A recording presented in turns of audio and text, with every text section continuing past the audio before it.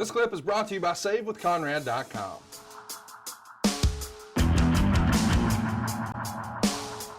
A lot of people would point to the creative and point out how woefully awful it was.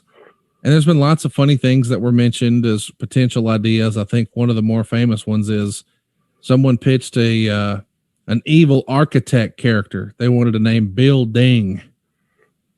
Do you remember hearing any particularly bad creative like that and thinking, what the fuck are we doing? No, it's just, and this is just me. I'm not going to point fingers on anybody. I think it was a collective loss for everybody that worked for the company. But some of the things were so outrageous, like you mentioned earlier. The reason we were able with Jim Crockett Promotions, and somewhat to a degree with WCW, but the reason Jim Crockett Promotions was able to participate and compete with WWF at the time is because they brought characters, they brought children's lunchboxes, bigger than life characters. We brought blood and guts and quality wrestling matches. Yep.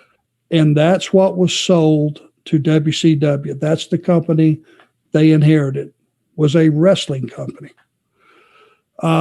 Because there were failed efforts to try to introduce cartoon characters and bring them in, and that did not work. I would say collectively, it didn't work. Would you say?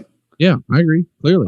I can't think of one that rose from debuting as this over-the-top character that went to a top guy. None of them.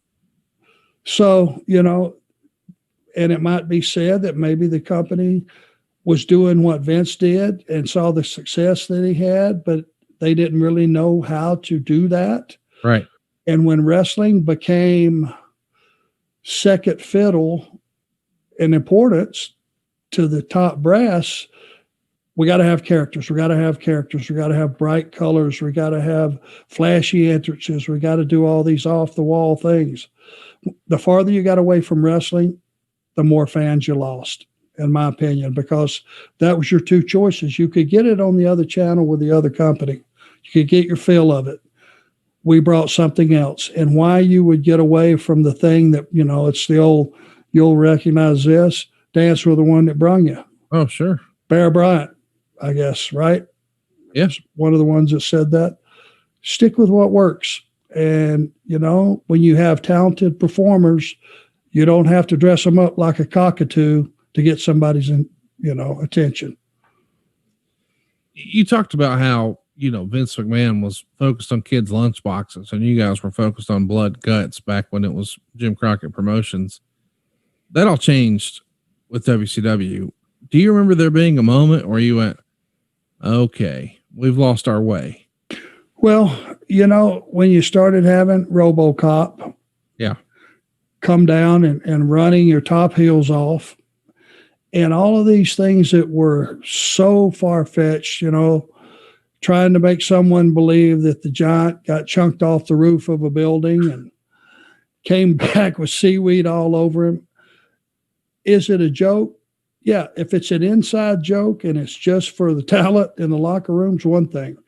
But when you're putting that out there for the general public to absorb, that's things that they remember, the blood from the ceiling and, engulfing a guy and all those things that were just so far out. People remember that, and they remember it in a bad way. And it was telling me that the company was going a different direction. There was one time, when, and a lot of these guys were good talents, but when the Glacier and, all of those characters, Johnny B. Bad and, PN News and all of those guys, Windbreaker Chip and Todd Champion, there was about 8 or 9 guys that were debuted pretty quickly all together, right? Yeah.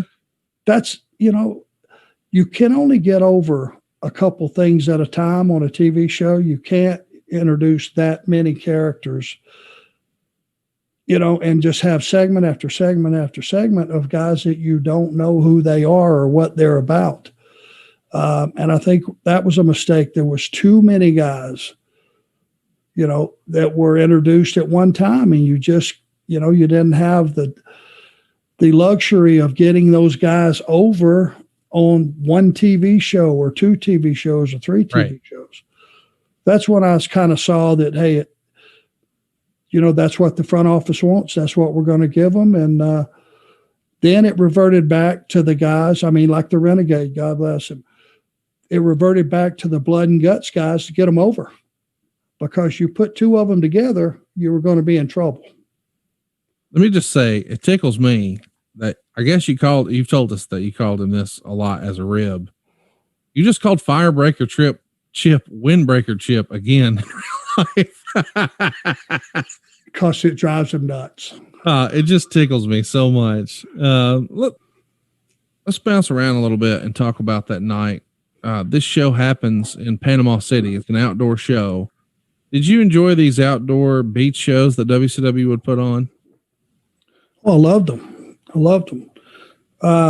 It was just different, man. It was outdoors, and you had those spring breakers raising hell. It was just a great environment. We would always come in. That's one of the times that we would fly in. I would early the day before, and you could get a beach day, the day before the show on Sunday before the Monday Nitro. And, man, it was great. I love that whole, as you know, Conrad, we both been down there a million times. Yeah.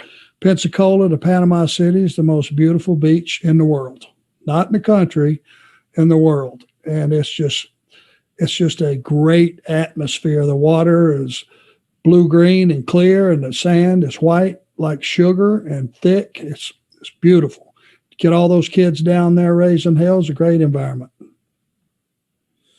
Let's talk a little bit about that last pay-per-view, Greed. Evidently, things are bad here. Johnny Ace is here, I guess, as a liaison for Eric Bischoff, trying to run the backstage area. And the rumor and innuendo goes that Bagwell and Luger were so upset with the creative that they were supposed to lose to Sean O'Hare and Chuck Palumbo so quickly, or Mark Jindrak rather, that they actually walk out of the show.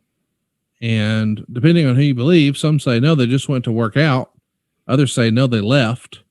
And even others say, okay, they went to work out, but we didn't think they were coming back based on how pissed off they were when they left. Do you remember that Greed pay-per-view being a particular challenge for Bagwell and Luger? No, but I know that they always would come and check in, see what they were doing. They had enough leeway that they could leave and go work out. That was a regular thing, which as long as they were back, an hour and a half before showtime, I never looked at it as being an issue. Right. Myself. When they left, I never thought they were too smart. Those guys aren't going to walk out on that kind of money, and that would be a breach, I would think, of your contract. Hey, it's Conrad Thompson. Thanks for checking out the podcast here on YouTube. Be sure to hit the subscribe button and the notifications bell so you get a notice anytime we upload some new content. And go save yourself some money right now. If you're in a 30-year loan or you have credit card debt, it's not a matter of if I can save you money. It's a matter of how much. Find out right now for free at SaveWithConrad.com.